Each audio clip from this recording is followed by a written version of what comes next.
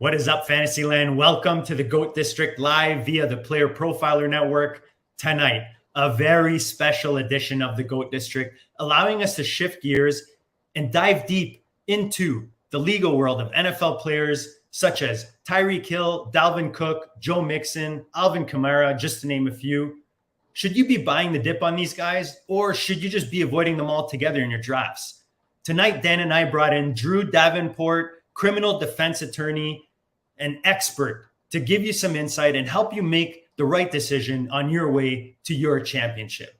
So go grab yourself a cold one, sit back, and let's get.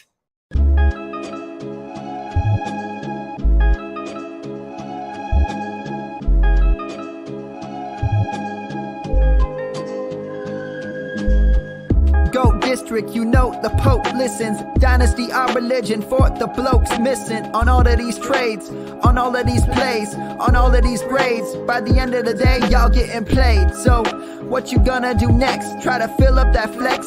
Send the homie a text? That trash offer's the best? You try to make it complex, then they text you back. Now all of a sudden, they don't make any sense. Broaden your horizons, boy. Dynasty's not for the Simons, boy. These trades not for consignment, boy. Respect your opponent, y'all some piranhas, boy. This my advice, from me to you. Open up your cute little podcast queue. Search up GOAT District, my dude. Pop it in your ear, man, y'all know what to do. It's the... And I always be traded. And I always be traded. And I always be trading. Y'all try to betray them, but first you gotta bait them. Fish.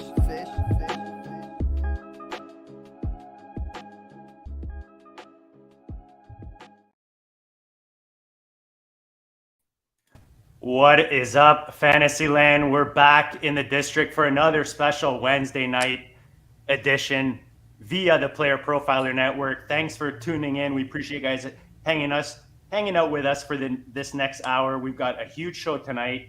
Make sure you subscribe to the GOAT District channel. We've got some extra bonus material on there, some content, high stakes, high win rate content. Dan and I do the Owner's Lounge on there. We've got some ballin' episodes coming up. We're going to do some high stakes drafts for the rest of the offseason, guys. Tune in. And then, of course, on your favorite podcast platform, we've been adjusting, Dan, to the Player Profiler podcast setup. So if you're tuning in on your favorite podcast platform, make sure you're tuned in to the GOAT District. The latest one, we're having a bit of an issue with the second feed on there, an old feed. So just make sure it's a gold logo with the latest episodes on there. Dan, we have a monster show tonight. We're fresh off of a Dynasty deep dive with our buddy Jordan McNamara. And tonight we bring in a guy we've wanted in the district for a while. We kept him for the right time of year. The NFL feeds us enough of these stories, Dan, so no better time to bring this man in. I know you're excited. How excited are you, buddy? Oh, yeah, definitely. I mean, Drew's threads are just must reading for me. Anytime he comes up with another one of the threads on somebody's legal situation, I'm absolutely diving right into that, finding out what he's thinking about it, because he's been proven to be pretty close to the mark on pretty much everything. And the thing I most appreciate is, Drew says what he knows and what he doesn't know, and where he's, it's conjecture, and where he's, he feels pretty confident. So I just enjoy the fact that he's very forthright about what he's telling his audience. So really appreciate that, Drew, and welcome to the district, man. Oh. Whoops, sorry, I had you on mute there. Thanks, guys. I appreciate that. That's some glowing intro there. I don't know if I can live up to it, but I'll do my best. No, Dan is even underselling. I mean, he is the overhyped sleeper, but I mean, your threads are legit. I've got some ready. I'm going to try to pop them on the screen as we go, but that's what I was telling you before we came on. You were pointed out to me from a lot of guys in the high street from the high stake streets as the guy whenever these issues come up, and I want to know kind of the latest. How should I approach the situation so that I can make that decision? And that's what we're going to do tonight, is help our audience make their decision on these situations. What have we been doing? And then what's been going on? What's the most current situation? And then, what are we doing with it moving forward? So he's at Drew Davenport FF. Make sure you're following him. we're going to come back to some. I mean, you're an auction expert. You're a legal expert. I mean, you might even be a surf expert. We might get into that later I on. thought that you were having me on to talk fantasy surfing. That's not what this is? Is that wrong? We gotta work on that. When you told me about that, I gotta tell you, I'm pretty excited to talk to you about that. Maybe we'll keep that post show. I don't know if our audience is into that yet. But, Probably not. But yeah, no, I'm looking forward to talk about a bit of surfing with you. But tonight we're going to talk about, like I said, some legal situations in the NFL, how they impact fantasy football. But before we do that, we got to go to our friends that support just this channel. They're the reason we're here, the FFPC, and from one of our friends, Mr. Matt Kelly.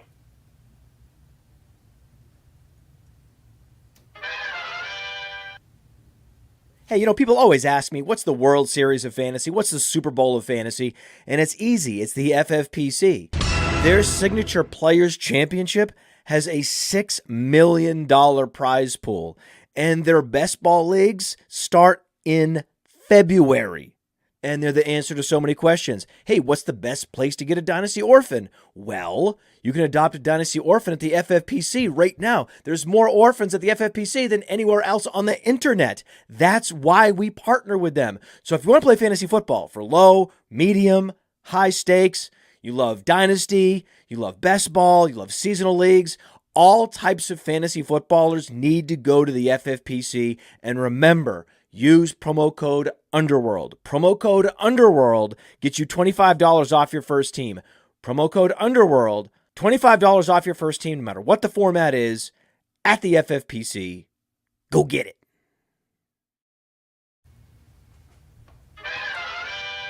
And we're back, guys. We're back for a huge show. We've got criminal attorney, defense attorney, Drew Davenport with us tonight. So let's start in Miami. We've got a few places we want to hit tonight, but we're going to start, where it's nice and hot and sunny. June 28th of this year, Tyreek Hill was one of two men fishing on the marina's dock for tarpon. I'm guessing that's some kind of fish, which he was informed was illegal. Two women in Hill's party boarded a boat, I guess, without paying for the service. They were asked to leave by the captain, and then an altercation basically started. That's according to USA Today.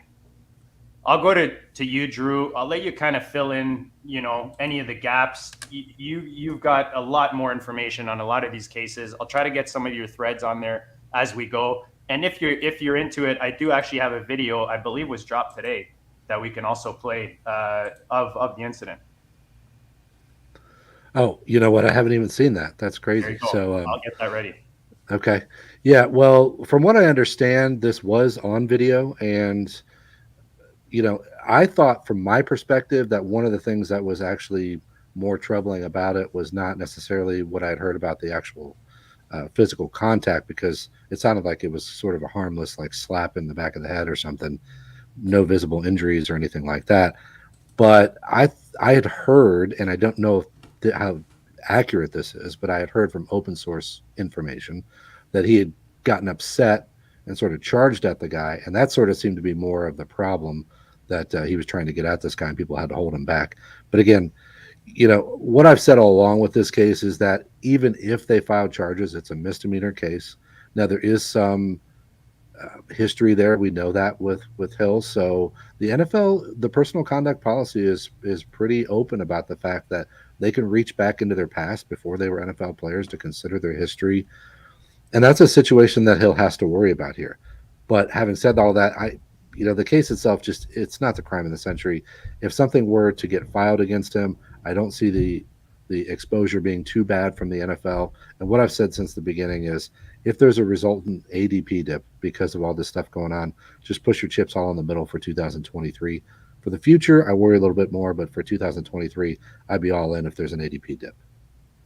All right, so let me play this video since I know you haven't seen it either. Hey, this is great. I'm getting on-air education here. That's what we're here for.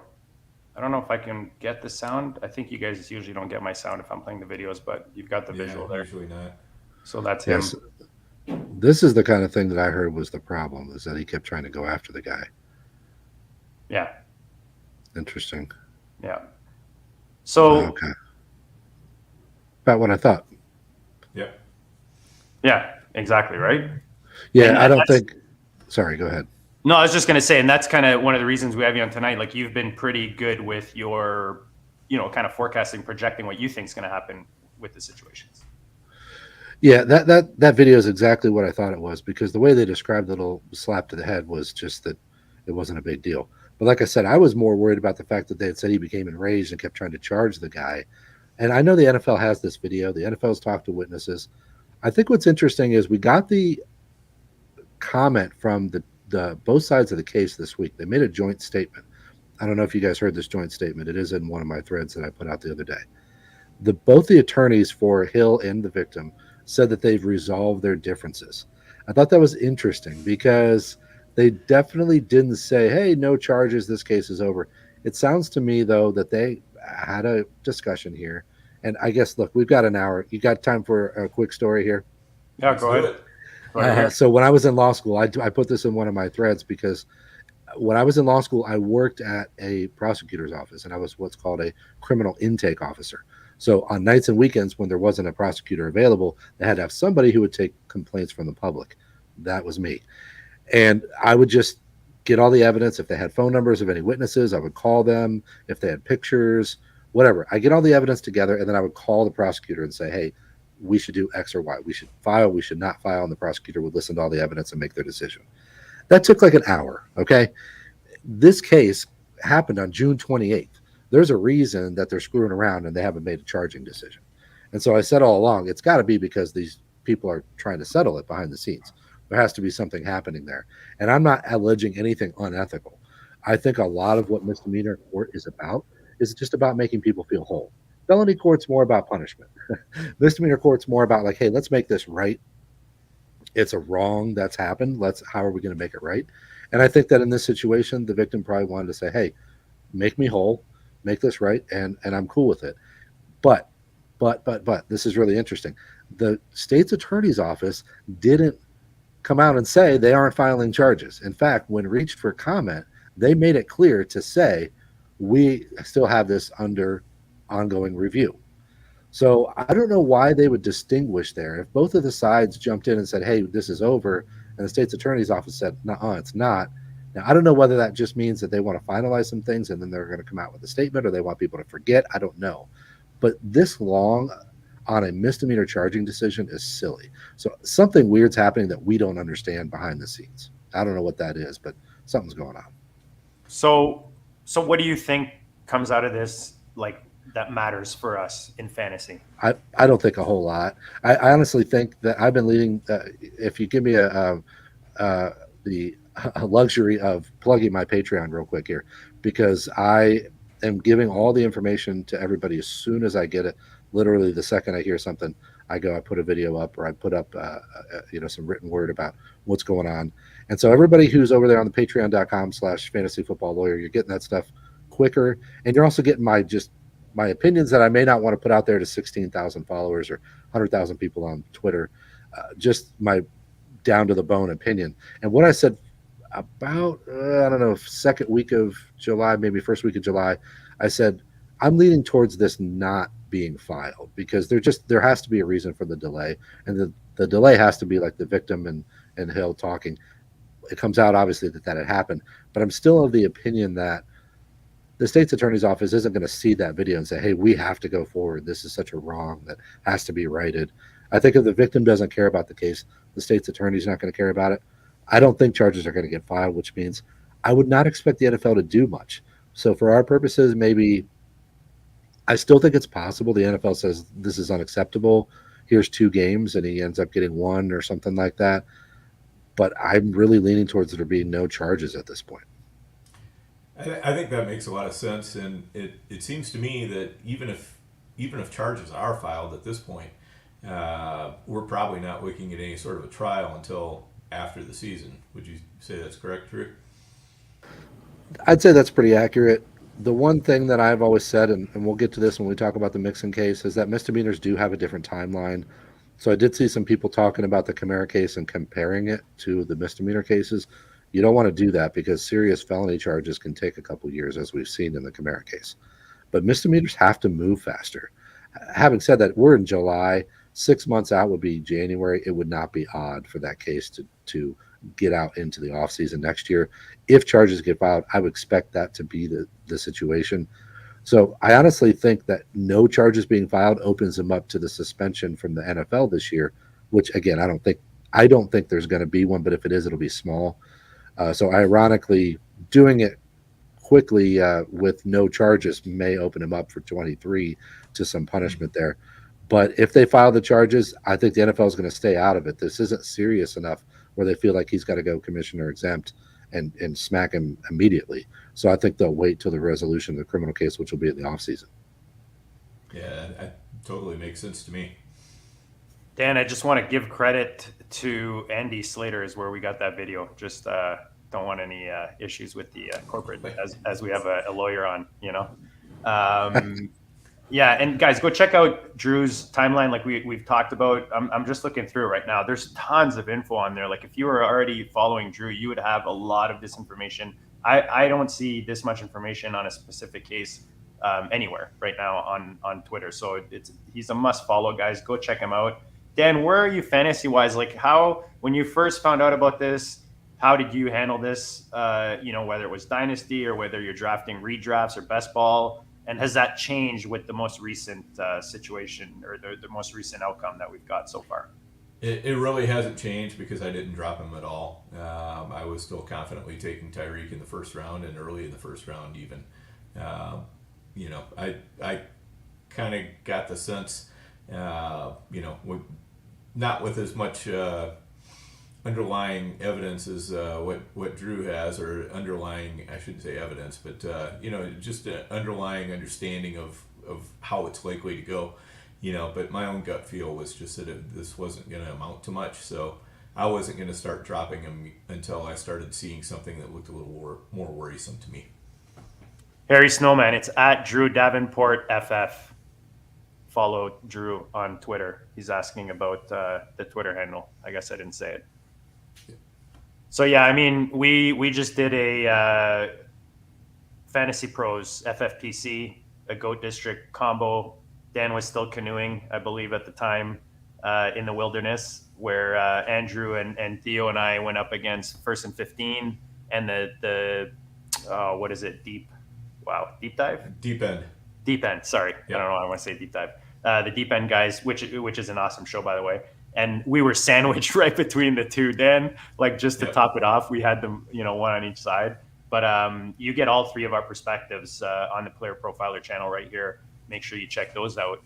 But we took Tyreek, like you said, Dan. He's pretty much there with Cup. Like he's ahead of Cup for me in redraft and in best ball. After Travis Kelce, if Travis Kelce doesn't fall, of course the CMC and then the two receivers and Chase and JJ. So that's kind of where I have Hill. That's where he's been. Haven't moved him. If anything, like the Miami offense is one that I'm been stacking a lot. Fishbowl, I've got the full stack with Tua and Waddle. I kind of like when there's doubt in these kind of situations. Obviously, you don't like to see any of this stuff in the NFL, Drew. I mean, you probably shake your head every time you see these guys just do some kind of idiot move or whatever you want to call it. Well, I don't know. I see so much of it every day at my job that I see something and I just kind of shrug. Like nothing shocks me anymore. You're numb to it. Yeah. I very much am. Yeah. 18 years at the public defender's office, 22 in total. Yeah, you get numb to it. I bet you do, definitely. So where are you taking Tyreek, Drew? You got any thoughts on that yet? Yeah, I'm right there. I've got him behind Cup, but I wouldn't quarrel with anything you guys just said. Like I said, when people were asking me, I said if there's any ADP dip, bottom of 1-2 turn kind of thing, just push all in on him. But yeah, I'm fine with him in the middle of the first round. I generally have not been taking him over a couple of those guys. So for me, he ends up around 7 or 8. But again, we're splitting hairs here. He's a fine first round pick. There we go. All right, let's go to the running back position. Actually, Dan's neck of the woods. Kind of. He's kind of in Dan's neck of the woods. I'm sure he's still there. He still parks his car there, I would imagine. Dalvin Cook, back in 2021, Drew had an altercation with his girlfriend, ex-girlfriend at the time, I guess, Gracelyn Trimble. She filed a lawsuit accusing him of physical and emotional damage.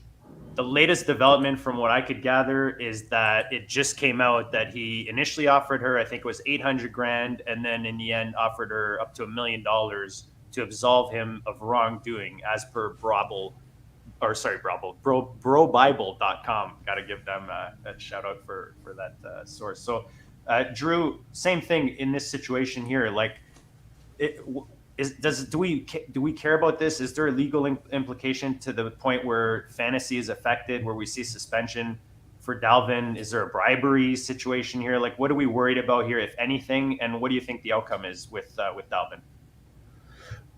Well, if I can, let me lead with the fantasy take, because I think this is going to end up resolving itself next offseason.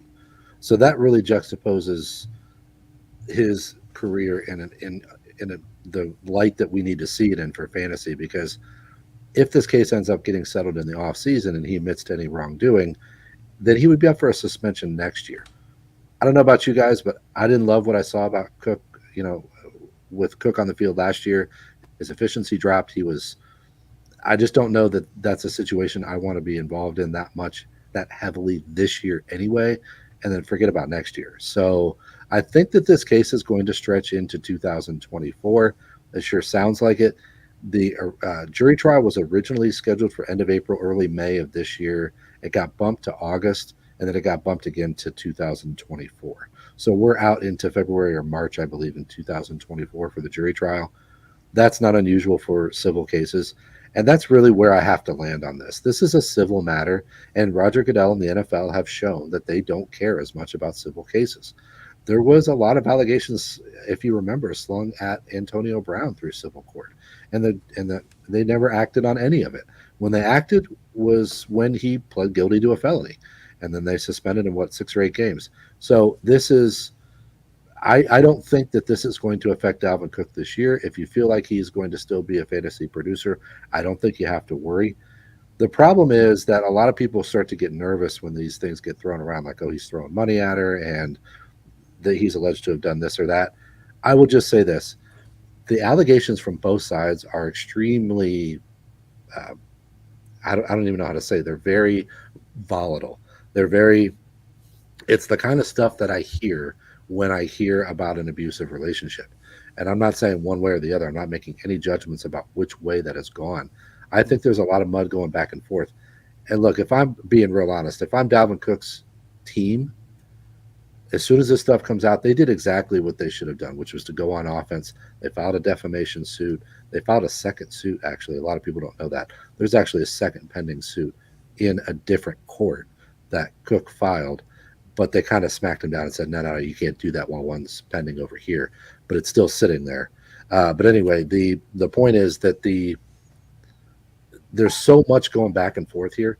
Roger Goodell is not going to stick his head in the middle of that and let the stuff hit him from both sides. That's just not what he's going to do with the civil case. So I don't see any issues with Cook. I've been saying since last year that I just really didn't think this was a big deal for him. I'm not saying that what's going on here isn't a big deal, but I think for his playing status in the league, I just am not worried about it. Yeah, I think that makes a lot of sense.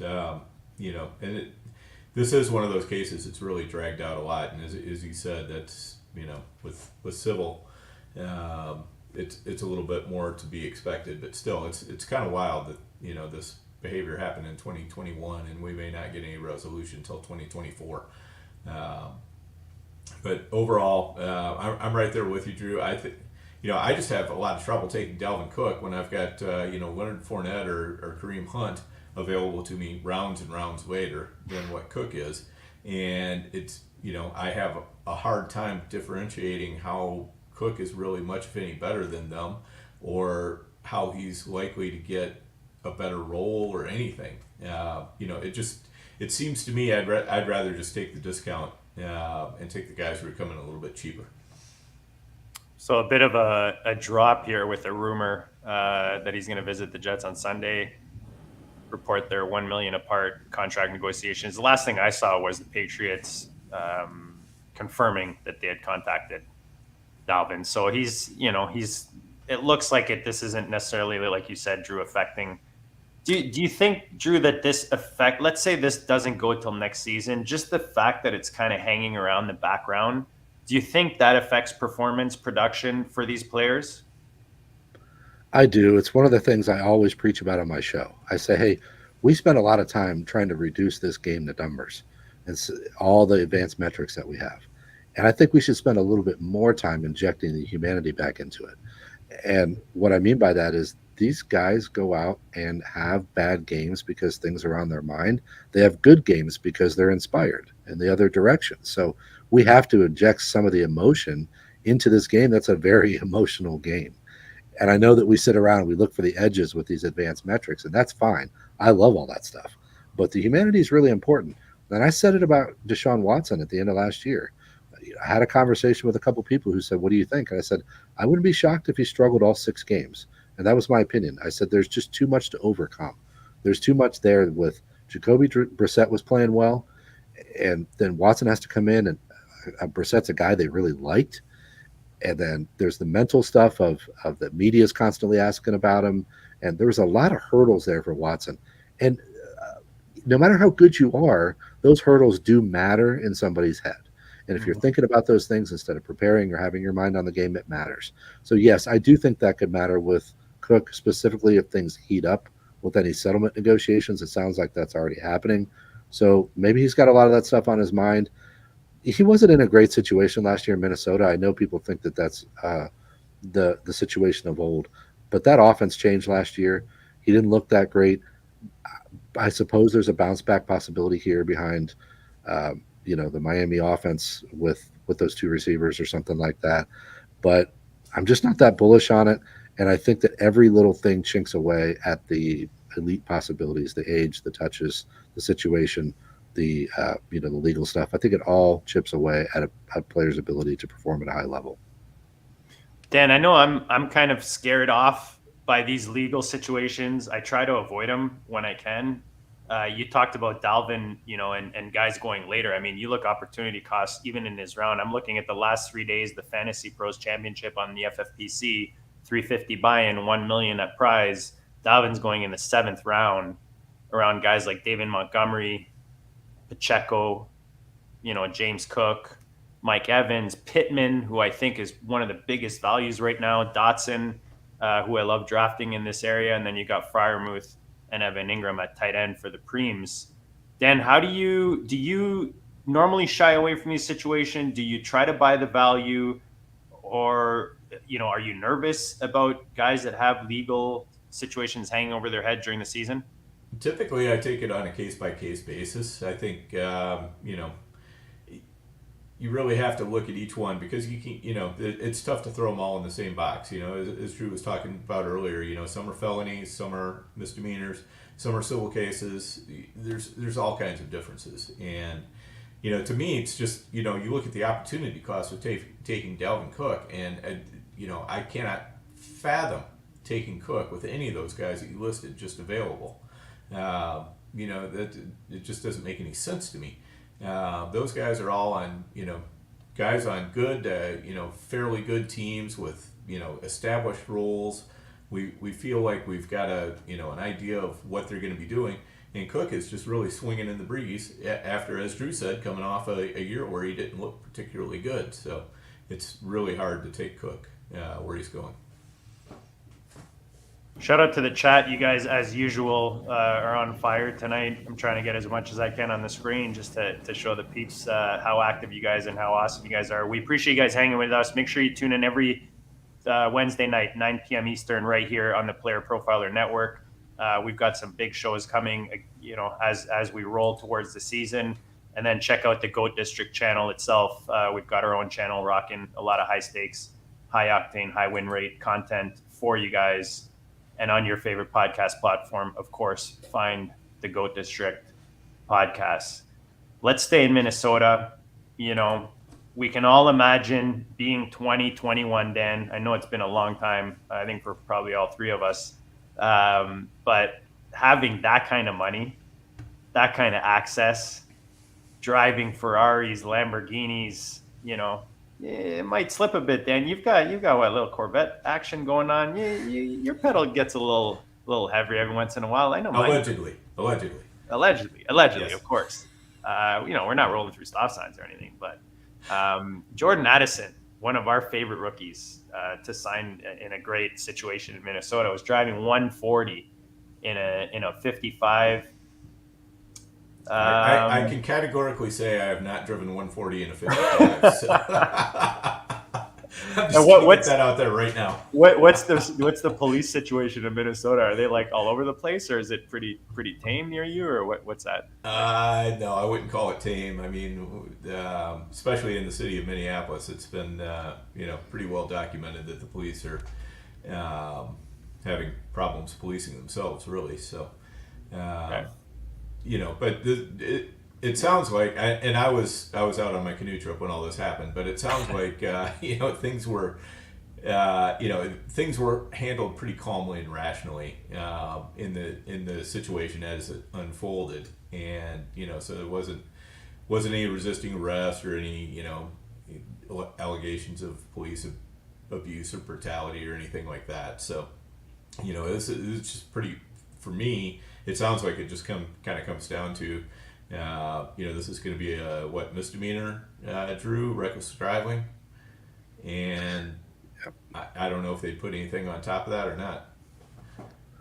No, the case is, I hate to downplay it, so I don't want to let me just lead with that and say I don't want to downplay the behavior itself.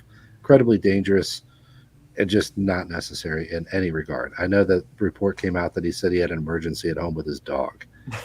Whatever. Like, look, you can drive 90 and get there relatively close to the same time. 140 is ridiculous. So let me just get that out of the way.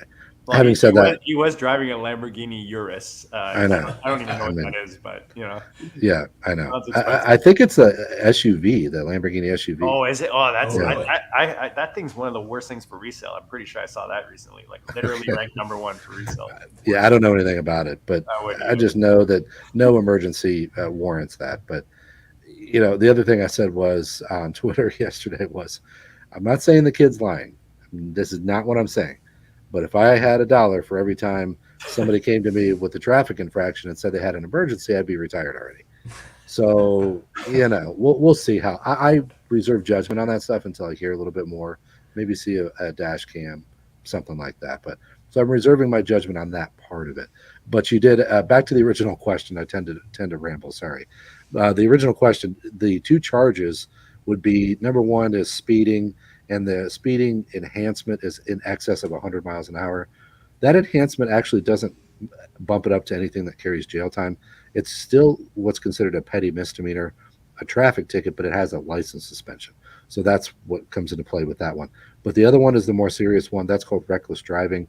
And that is actually jailable up to 90 days in Minnesota. And I don't think that we're in danger of anything like that happen, but it is a serious charge.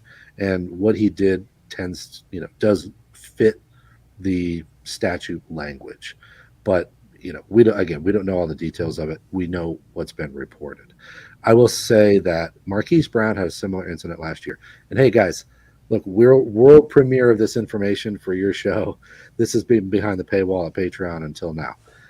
The stuff with Marquise Brown was, I think, what we need to model our opinions on after this, because he got arrested out of that incident. He was doing 126 and a 65. So he ends up being held in jail overnight or for a couple hours. I forget how long it was. And then when he ended up resolving his case, he was just given a fine and it was suspended because he got put in jail originally. So all he got was a fine. And the NFL, have you heard the NFL say one word about Marquise Brown since last August? Yeah, they haven't said a word. So I think that's what we're looking at with Addison. I think the NFL is going to want to be stern with him, like, hey, look, behind the scenes, you can't do this stuff. But I don't see anything coming of it. I could see it getting worked out with like traffic school or, some sort of community service or something like that. Bottom line is I have almost zero concern for Addison for the 2023 season and beyond. Now, I will say that for Dynasty, you have to think about the things like what kind of decision-making leads you to go 140 miles an hour. And the continued poor decision-making, if that's something that continues with him, that's something you got to think about. But for 2023 redraft, I think Marquise Brown is the model here. I just don't see anything happening to Addison. I see this getting resolved, and maybe getting a license suspension or community service or a fine or something like that. But that's the worst of it. Yeah, and Nick in the chat brings up no drugs or alcohol involved, like Henry Ruggs. But I mean, that's exactly the danger of going that fast. Because very easily could cause a lot of harm to somebody else. Death, Basically anything. a weapon. Yeah. It's when you're going 140 your car is absolutely a weapon. And speaking of weapons, I do want to say that I want to commend Jordan Addison for at least, there are degrees of behavior. I understand what he did was not good, but he didn't have any weapons in the car. He wasn't impaired. No drugs in the car. Like a lot of times there are just these enhancing, just terrible factors that come along with it when you get pulled over going that fast. So I'm just really glad that was all it was. And so I think that again, I think it makes it more of a non-issue because of all those aggravating factors weren't present. Yeah, I'd agree with you there. And I think there is some possibility that he could be punished by the team in some way. Isn't a starter for the first game or doesn't play at all in the first game or something like that. They might hold him out for a game or something because of the fact that he's a rookie. They want to set a tone and say, hey, you haven't earned the right to have something like this forgiven. We're gonna make sure we set that tone right away. So something like that could definitely happen. But then I also wouldn't be surprised if they just kind of wait and let the public move on to other things, and by the time the season comes along, nobody's even thinking or talking about it anymore, so they don't do anything. Yeah, Speaking of bad decisions, guys, Joe Carlton admitting going 140 in his Nissan 370Z. Wow, that's an old school name right there. Sorry to cover you there, Drew. No, you're fine. You mentioned Corvettes earlier. My brother actually races Corvettes, like solo autocross. Oh, nice. And he did 130. There's a sports car course here in Mid-Ohio called Mansfield, Mid-Ohio. And he did 130 on the backstretch there, and he said it was crazy. He said, you think to yourself, oh, it's not that big a deal. You're alone. You're on a race course. He said it was pretty crazy doing that. So I can't imagine 140 on a freaking public highway. Yeah. Yeah, my wife's greatest gift to me was 7 laps at a track in a Porsche 911 4. What is it? An RS4, whatever, GT4 RS. This thing hugs corners. You got the pedal all the way to the ground. It's insane.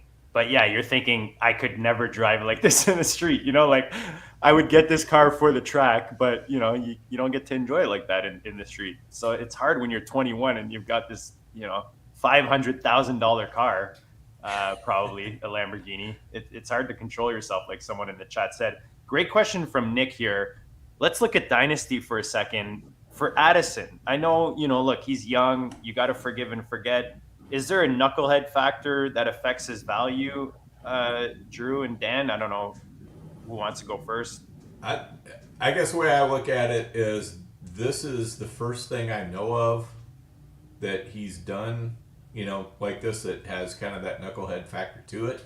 And I'm kind of willing to give almost any player a single strike, fool me once, okay, fool me twice, shame on me. So, if it happens again, then I'm going to be a little bit more worried about what that might mean for the future. But yeah, right now I'm just kind of treating it as a one-off, because looking at his personality and everything else, I mean, it seems a little bit out of what we would expect given the persona that's been sold to us anyway, by the NFL and himself and the team and everybody else.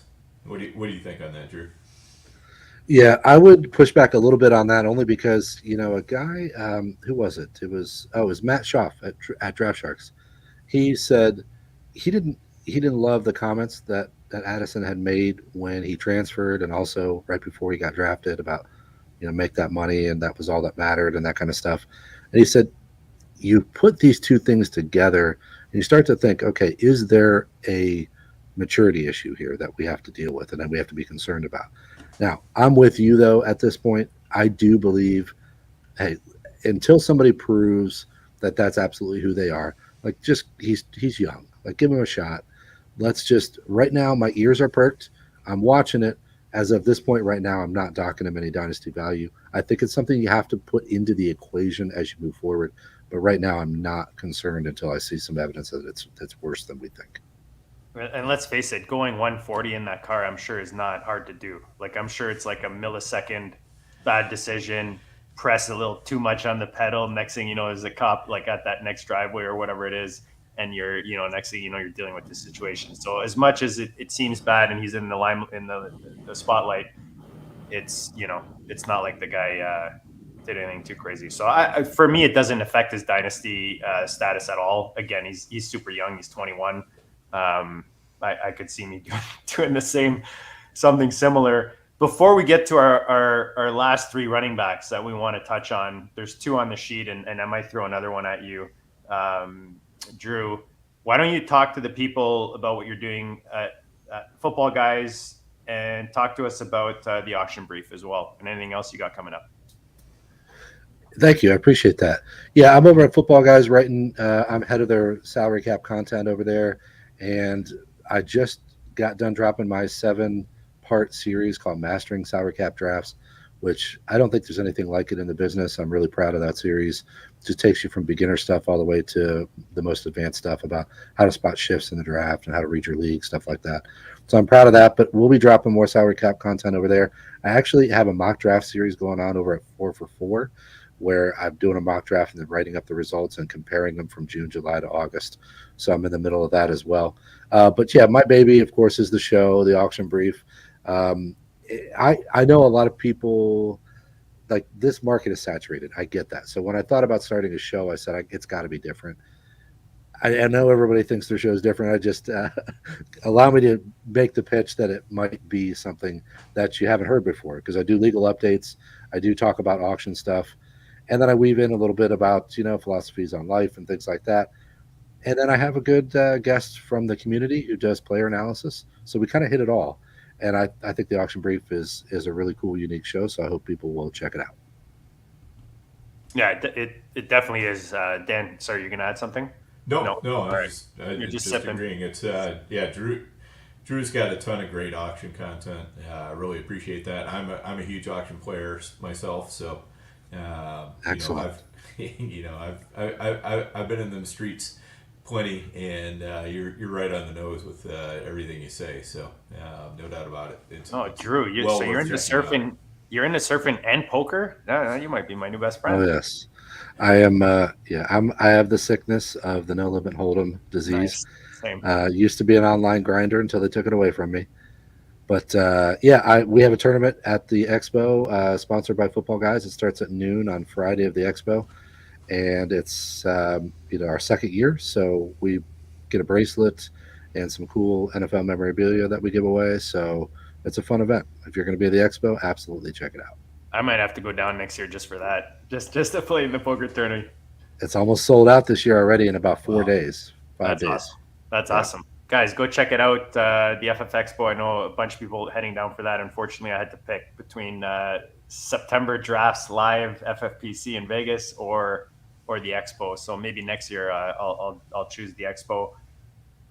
Let's go to New Orleans, guys.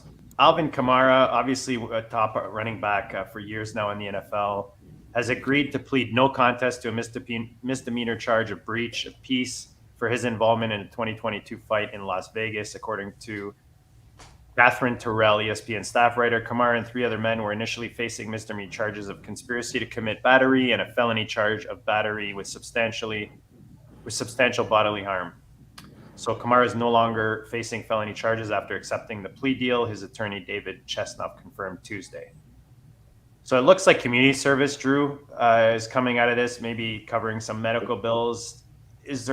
Should we be worried about more than that coming out of this on the legal side?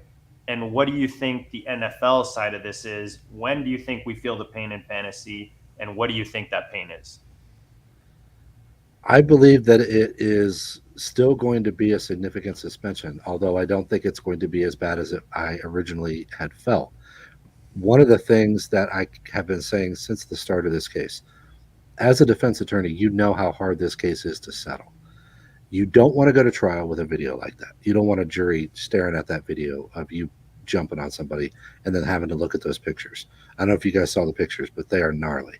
And that guy has some serious injuries. So that's not a case that I want to have a trial with. So I've been saying since the beginning, I don't think he wants a trial, but it's also really hard to settle because you've got a victim who's upset, who's sustained significant injuries, and you've also got mandatory prison time on the original charge. On top of that, if he ends up pleading to anything that's a felony, even if it doesn't have mandatory time, you have the personal conduct policy provision that says that any assault that is felonious in nature carries an automatic 6-game suspension, and then they go up from there. So it's automatic 6 games. So I have been saying for the last couple of weeks, I know great lawyering when I see it. David Chesnow is one of the best in the country. Kamara does a great job hiring one of the best in the country, and they handled this case perfectly. They pushed it out till they absolutely had to do something with it, and then they worked out a deal where he got to plead to a misdemeanor, no mandatory time, not a felony, so there's not an automatic trigger of the personal conduct policy. On top of that, they did it as far enough in advance of the season that, Dan, you mentioned this earlier, that can let this die down in people's minds. You know, everyone thinks, oh, well, the season's only this many days away. You know, the news cycle, you're going to forget about things in 10 minutes, let alone 6 weeks. So Chesnow, just masterful job getting all of the things in a row, making the victim feel happy, getting it done way ahead of the season. They did a great job, and I think that they can limit the damage here to 4 to 6 games, but I still think we're coming in that range. Yeah, I think that's a pretty fair bet. You know, to me, just what continues to resonate is that video is out there and has been out there. The NFL tends not to ignore video like that. So I don't think it's going to be just a slap on the wrist. I do think that they're going to make it significant. What was it that Zeke got? Was that 4 games that he got? Yeah. Okay. Yeah. Yeah. So somewhere between, you know, what Zeke got and 6 games seems pretty reasonable to me as well. I want to add something too. I forgot because you mentioned the video. Don't forget, there's another video the NFL has. And I don't know if you all have seen it, but it's not a good look on Alvin Kamara. He's in the back of a rideshare service on camera talking about what he did and how he did things to this guy and laughing about it and joking. Wow. But that is not good. So he has to go to the NFL behind the scenes and do a full mea culpa and say, all that stuff was just bravado. It was adrenaline. It was whatever. And he's got to sell it to the NFL. Otherwise, they're gonna crush him. I'm not talking 4. We're talking 8 or something like that. So he's got to play this right. But he's got Chesnow in his corner. I'm pretty convinced that this team is going to set him up right. So that's why I'm still thinking 4 to 6. You think that's going to come? Decision's going to come down before the season starts, or will it be something during the middle of the season? Gosh, I sure think it is, but I don't know that. I know that the civil case, they never mentioned the civil case. That's still pending, but I don't think Goodell cares about that as much. So I really think that something's coming before the season. But, you know, with the NFL, I always like to say, I study this stuff a lot, but I am no NFL injury or NFL punishment expert. So it's just, I think that's going to happen, and that's why they did it that far ahead, but I just don't know. Dan, I mentioned earlier Dalvin going in round 7 of these fantasy pros. Kamara's also been in that range. Is it already priced in? I feel like at this point it's already priced in, right? That people are already pricing in that he's going to miss 4 to 6 games, or do you think that there's movement with this ADP up or down? I think most people kind of priced in around 6 games. You know, just from having my ear to the ground of, you know, other people in the high stakes world anyway. They were kind of thinking in the neighborhood of 6 games.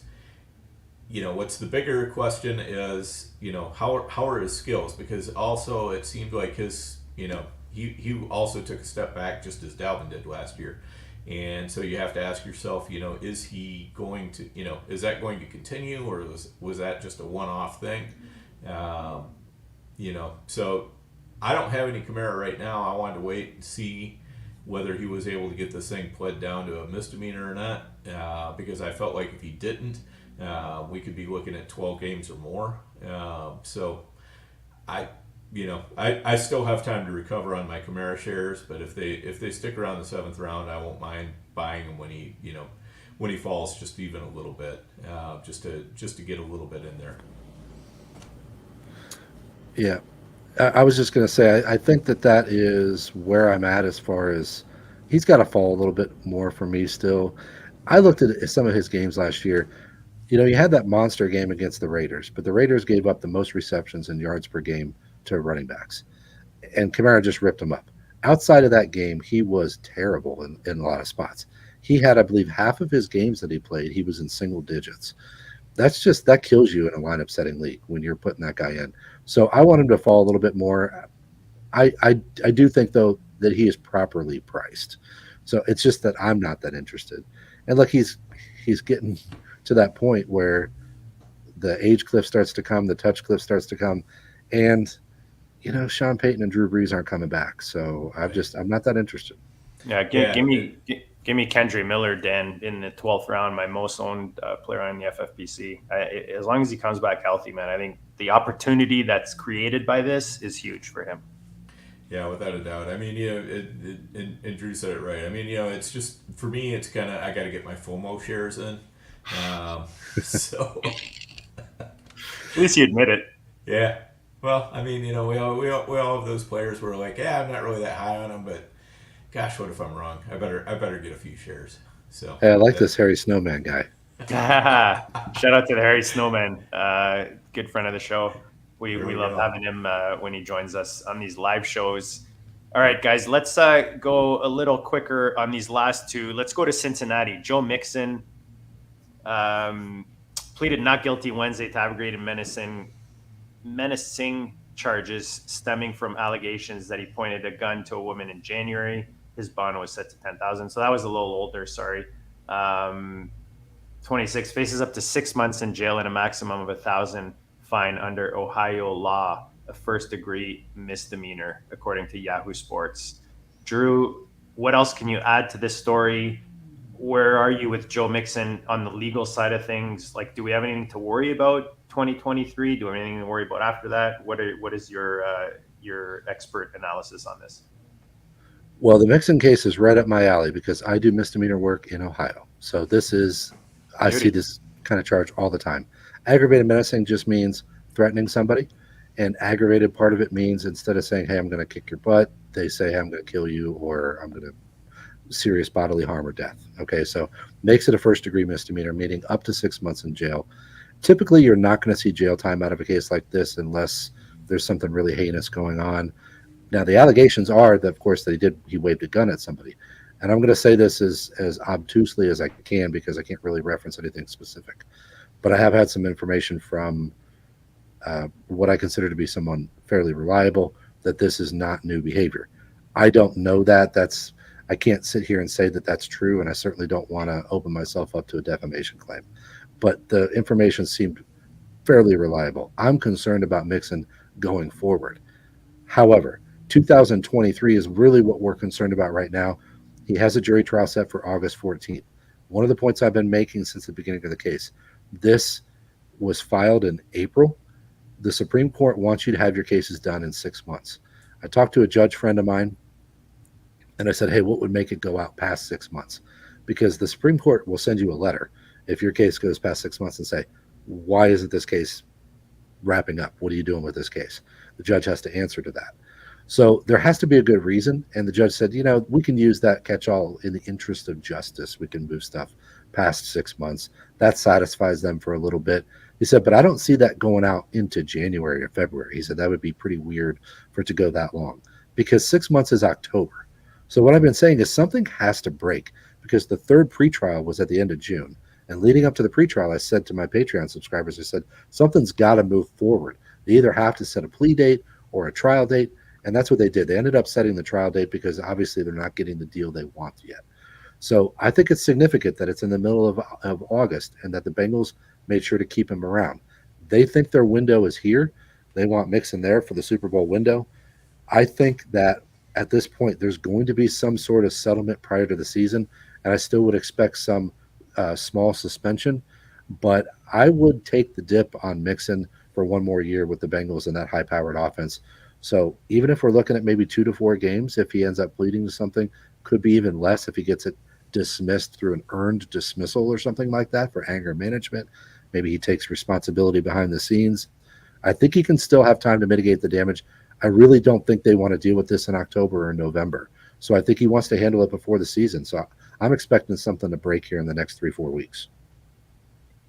Interesting. That's well, that's very interesting. yeah, that would be really nice for all of us in fantasy, for sure. And I know that's not the overriding viewpoint, and it's not what's really important. But we have to acknowledge we're playing a game, and we're just trying to figure stuff out for that game. And what we think about things doesn't necessarily have to always jive with how we feel about things in real life, so to speak. We just got to try to figure out how to get those points. So I've been taking, when Mixon, for a while, he was going around running back 24, running back 25. He's jumped up to about running back 14, which to me, running back 14 feels about right, because he's never had, other than, well, he had one great season.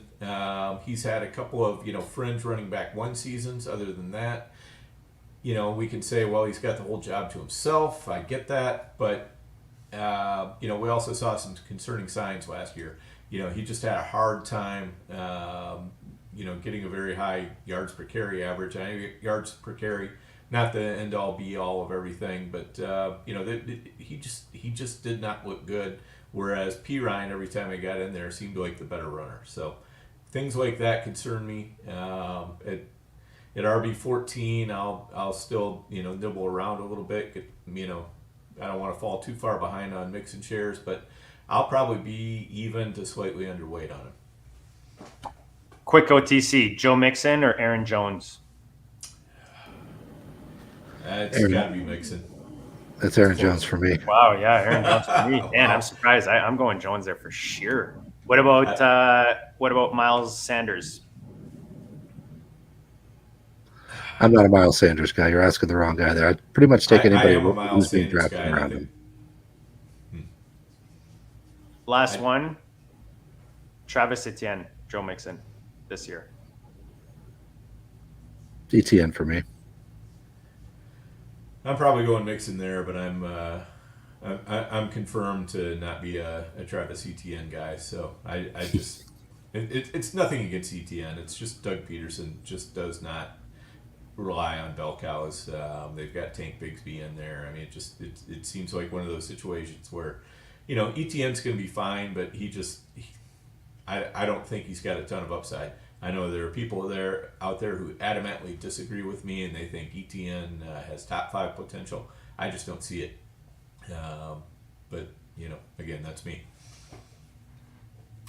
Yeah, give me Etienne in those the new shiny Jacksonville. I mean, don't get me wrong. I've got Mixon for this year. I don't mind him. I think he was at a value, like you said, Dan. That's the problem. Is now he's pretty up there. Drew, you've been awesome tonight. At Drew Davenport FF. Make sure you follow this man on Twitter so that you're up to date on all your NFL legal situations. But also, if you do auctions, salary cap leagues, this man is an expert. He drops some serious content. Go check him out at the Football Guys as well as the Auction Brief. Drew, really quick, do we have anything to worry with Leonard Fournette legally with the NFL this year? I don't think so. No, that would be my quick answer. I'm not too worried about it. I love it. Dan, this has been a blast. Like the Harry Snowman says, Nick Tabs, guys, smash the like button. We always appreciate you guys hanging in. Make sure you check out the GOAT District YouTube channel. Make sure you go subscribe. We got a bunch of content coming out. Dan and I, now that Dan's out of the wilderness, we'll bring back the Owner's Lounge. And like I said, we've got some ballin' and some Millie Billies coming with some live drafts, some high stakes content. This has been a ton of fun, guys. Get out there, draft, and we'll check you all later.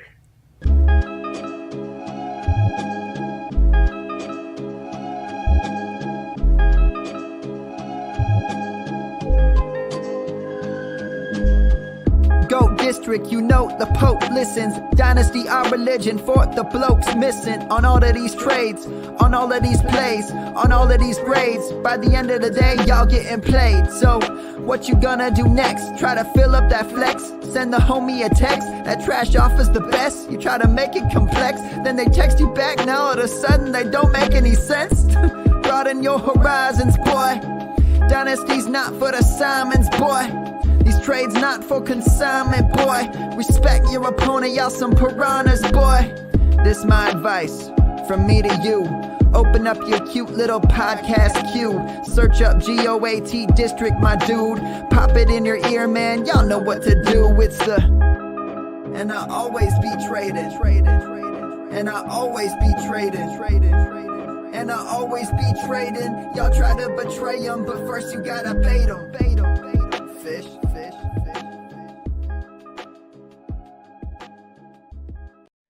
Hey, I want to take a moment to thank you for tuning in. It's important to me that all of our media be free. This is only possible because of you allowing a true independent sports media enterprise to thrive unlike any other in the business.